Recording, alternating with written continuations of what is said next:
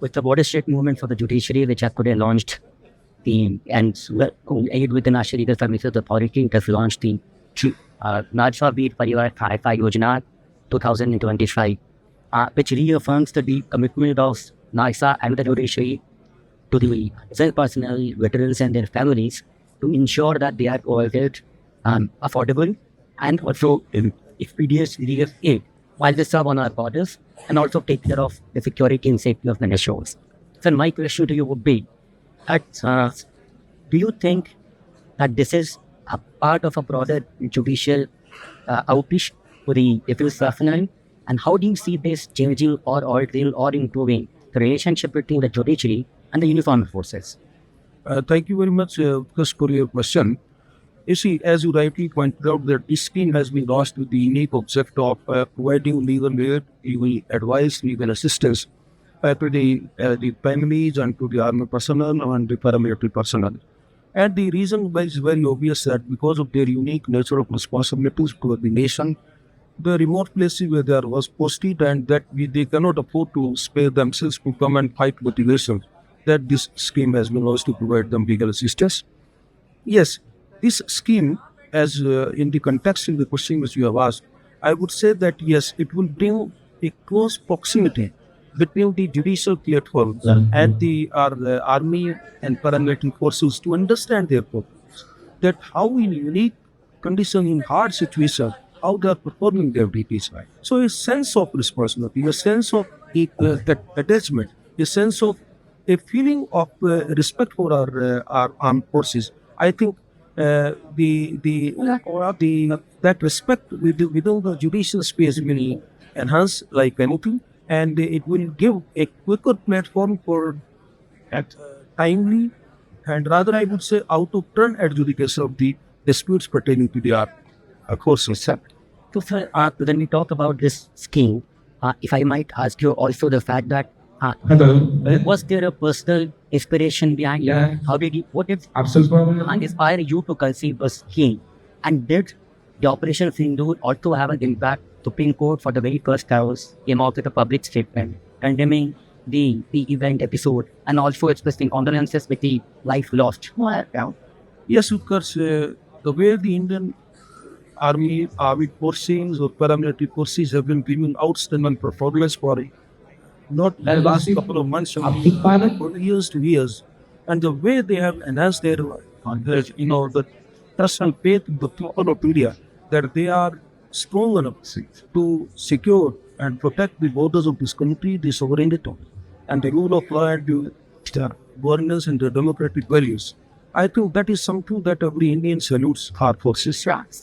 So it is, it is, I would say, a continuous of this understanding. It's not only emotional aspect. It's an understanding that when they are doing so much, what we are doing for them, and why we should not take care of a situation where they are unfortunately confronted with, maybe because of the family dispute, maybe because of the neighborhood disputes, or maybe by a stranger.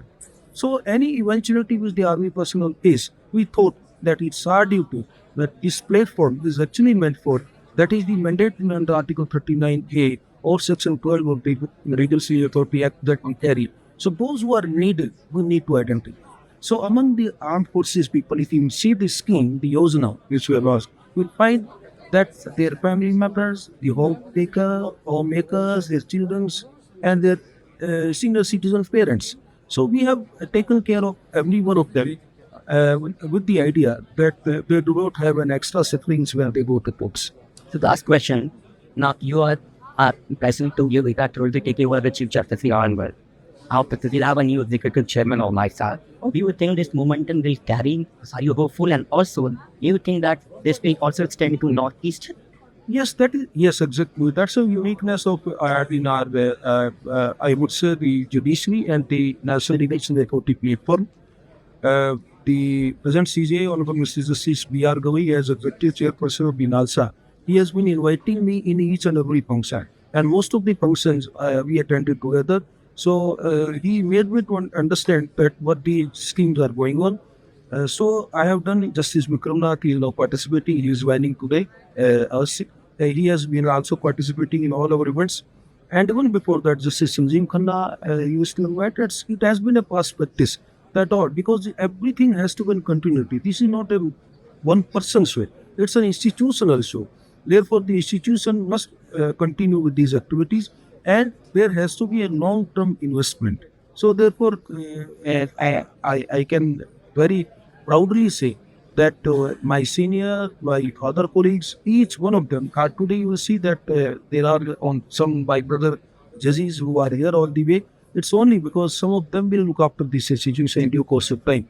So they are quite happy that they are associated. And this is how I also learned up. And what about extension of this scheme to the Northwest? Yes, Utkarsh. This scheme definitely, this is a pan-India scheme. So it is not only the Jammu, Kashmir, Ladakh or even Northeast. It applies to the entire India.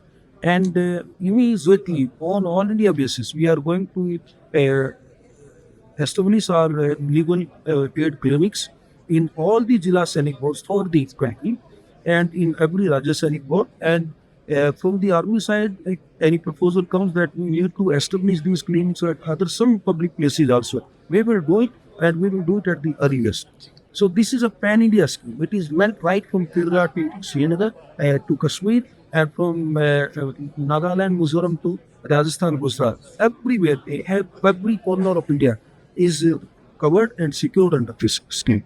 Yeah, thank you so much. Thank you so much for something so in this time. Thank you, Utkarsh. Thank you for joining us.